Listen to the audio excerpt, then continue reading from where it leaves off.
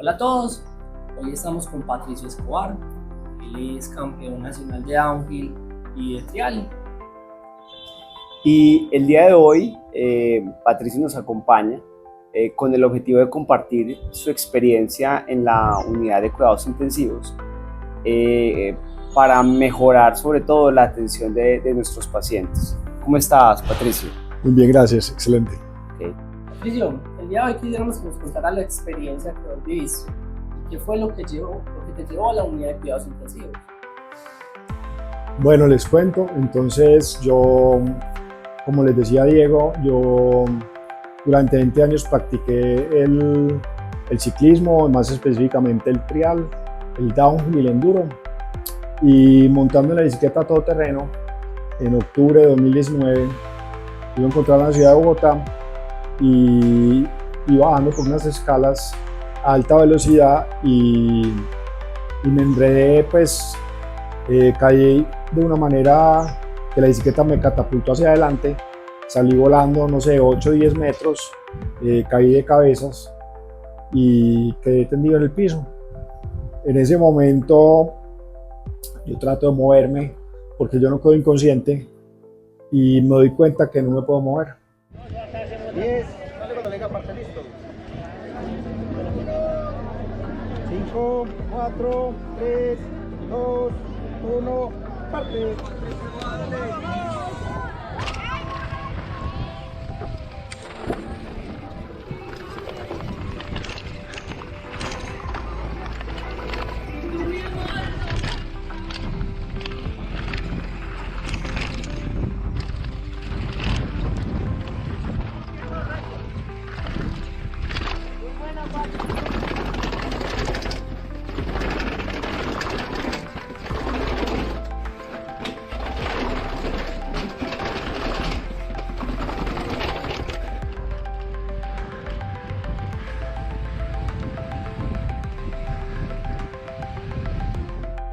Entonces ahí empecé a entender que lo que tenía era muy grave y de hecho de las primeras cosas que hice fue tratar de comunicarme con un amigo que el papá era neurocirujano para saber qué hacer, para saber para qué hospital cogía, qué hacía, todo eso.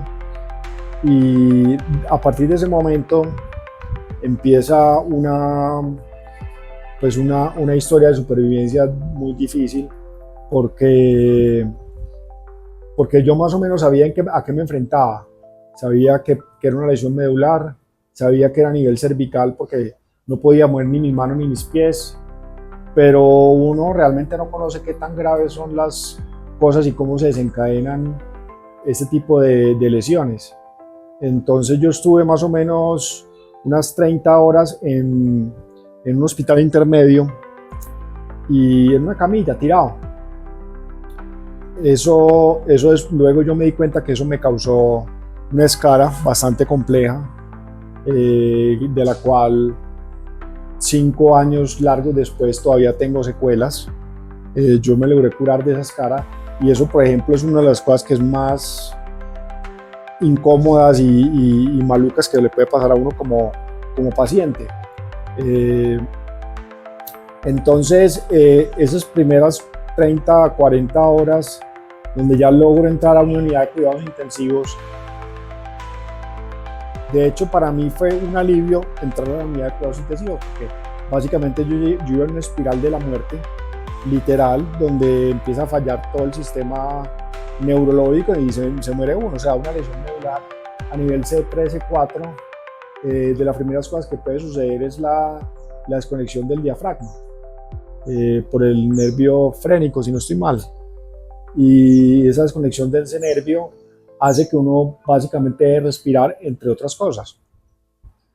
Entonces yo estuve un poco contento de entrar porque yo siempre quise, digamos que en mi mente siempre estaba sobrevivir, nunca estaba como que bueno, no sé cómo va a quedar, prefiero morirme, no, siempre está voy a hacer todo lo posible para vivir. Entonces digamos que esa primera etapa de entrar a UCI fue como un alivio, más sin embargo esa primera semana pues como para para entrar un poquitico en ese detalle del accidente, también es una semana de lo que ustedes creo que llaman delirium o delirio, o de una experiencia en como alucinaciones muy difíciles. Entonces fue como la primera etapa del accidente, cómo me caí y cómo entré a la UCI, cómo la UCI me recibió. Digo yo en conclusión, como me sentía como seguro, como tranquilo en ese sentido.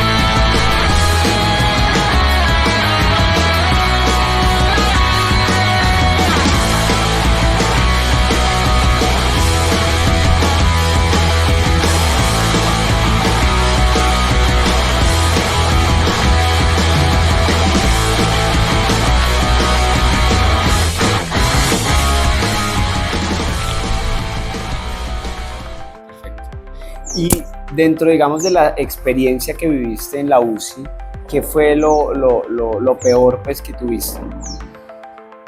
Pues mira, después de pasar por la etapa de esa primera semana,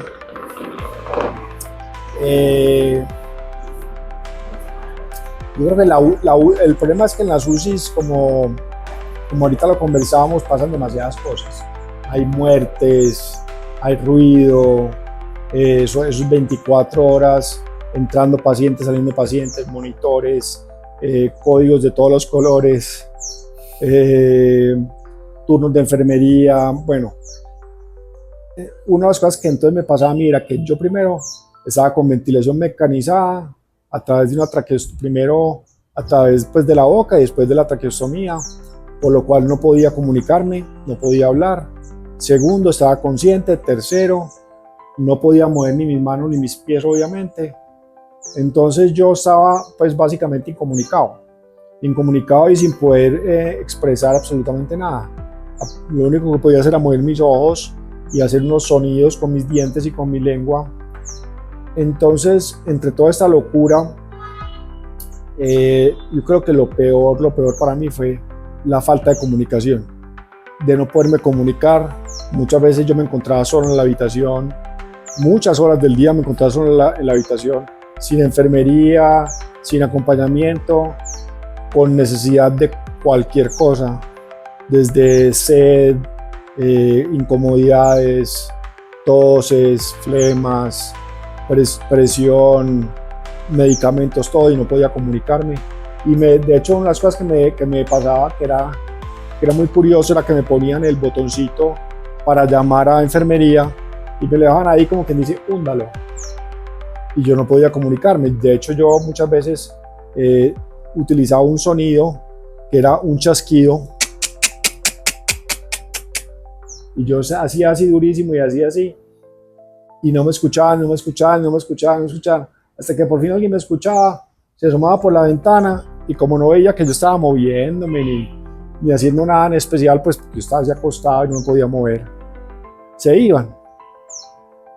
Entonces para mí era demasiado frustrante, y peor aún, después cuando llegaban las personas o cuando llegaban los familiares míos, no poder explicarles lo que me estaba pasando, para que ellos le comunicaran a la enfermería y al personal médico.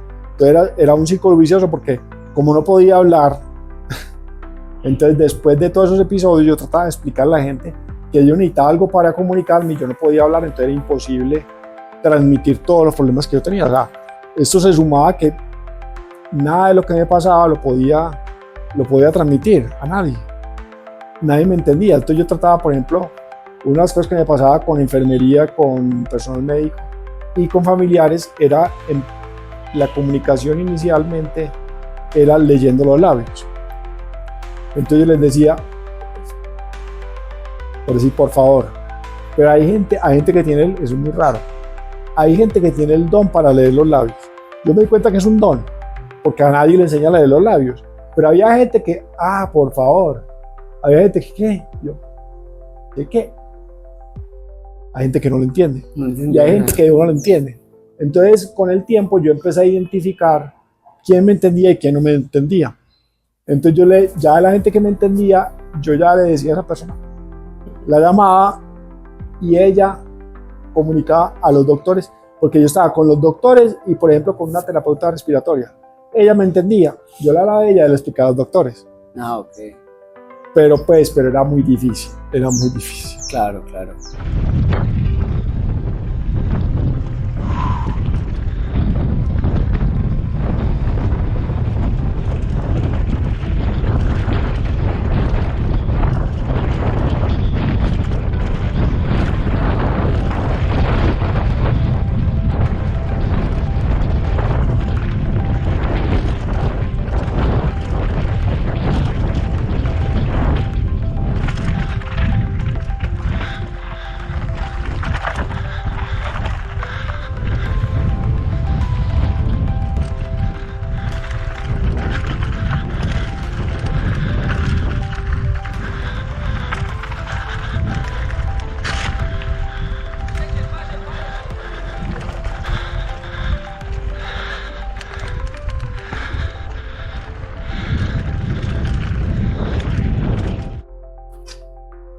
Patricio, ¿tuviste algún apoyo o recurso que te ayudara a llevar este proceso de mejor manera? Bueno, por ejemplo, yo creo que el proceso en la UCI, o sea, por un lado, el acompañamiento familiar, digamos que es muy importante. Permitir que las personas lo acompañen a uno permanentemente dentro del cubículo de la habitación de la UCI, también es muy importante, pienso yo, porque la soledad y la falta de acompañamiento y la falta de poder comunicarse o de que haya alguien que pueda comunicarse con uno es supremamente necesario. Una de las cosas que me pasó a mí que me pareció muy buena fue que yo estaba en un programa de lesión medular, donde había un equipo multidisciplinario, y eso me ayudó mucho porque había mucho apoyo permanente. Estaba terapia física, terapia respiratoria, terapia ocupacional, psiquiatría, psicología, bueno, todos los doctores del hospital, cada uno con su especialidad, me atendía muy personalmente el caso. Entonces yo creo que eso también, digamos que ese apoyo, pues como médico, y que lo ayuda a uno psicológicamente a sentirse en muy buenas manos. Y yo creo que una de las cosas que uno debe de transmitir en una UCI es que está en muy buenas manos. O sea, las UCI yo creo que tienen un poco esa bondad, porque uno cuando está en una UCI, uno dice, yo tengo que estar con los mejores doctores, porque aquí es donde están los pacientes más críticos. Pero ese acompañamiento de los doctores a mí me parece tan importante. A mí cada vez que me visitaba un doctor me hacía sentir seguro, me hacía sentir confiado, entendía bien lo que me estaba pasando, y es muy importante eso también, esa comunicación de doctor-paciente. Me parece a mí que a mí me ayuda demasiado, y a mí me fascinaba hablar con el doctor, y aprendí muchísimo. Aquí vienen muchas veces enfermeros o gente que a veces le cuento la historia. Yo les molesto que yo tengo especialidad en todas las ramas de la medicina, desde infectología, urología, neurología, todo, intensivista. Yo digo que soy intensivista, me dicen, sí, doctor. Hasta me creen, me dicen hasta doctor a veces. No, eso a mí me tocó una experiencia muy, muy tesa, pero también muy buena, en el sentido que aprendí muchísimo.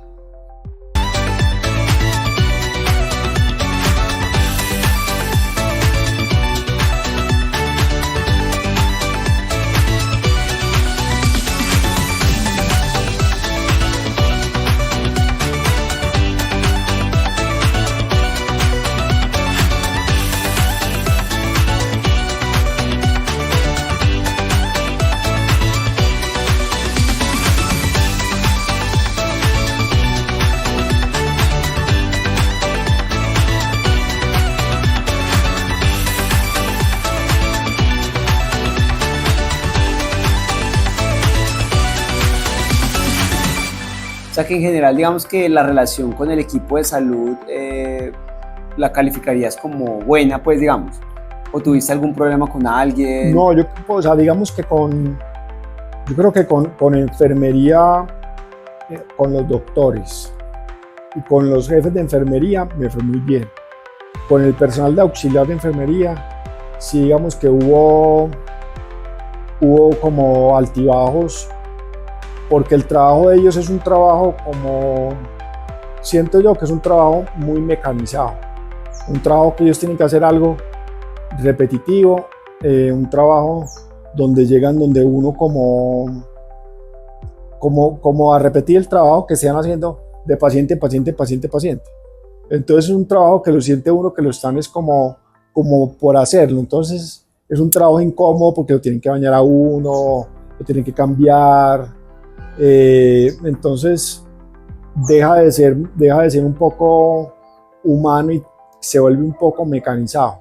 Okay. Y eso hace que sea incómodo, que volteen a uno o sea, por ejemplo a mí me dañaron un hombro por voltearme de la brava, porque como yo no podía mover mis brazos y lo que tengo yo en mis brazos era esto de que los músculos se desactivan, entonces queda uno con la subluxación, y esa subluxación hace que uno pierda la fuerza, pues, o la conexión con los ligamentos y con los huesos.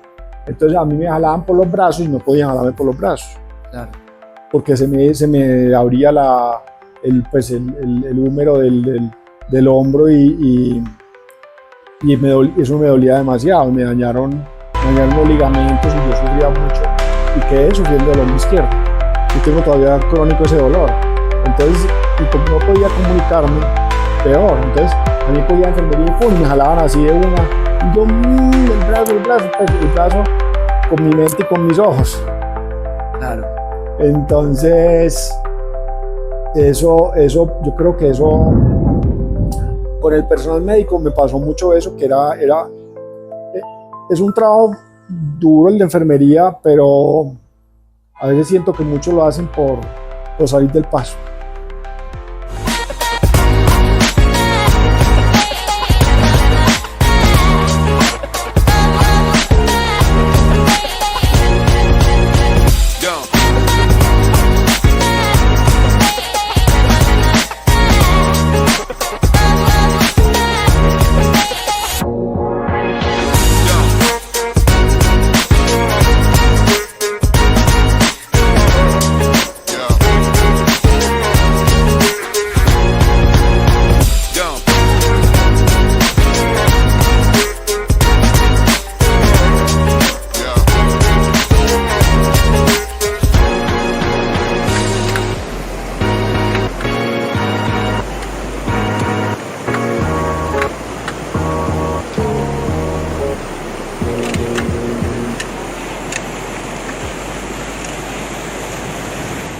¿Y qué consejo le darías a las personas, digamos, que nos están viendo para poder, digamos, llevar de una mejor forma si pasan por una experiencia similar en una unidad de cuidado intensivo?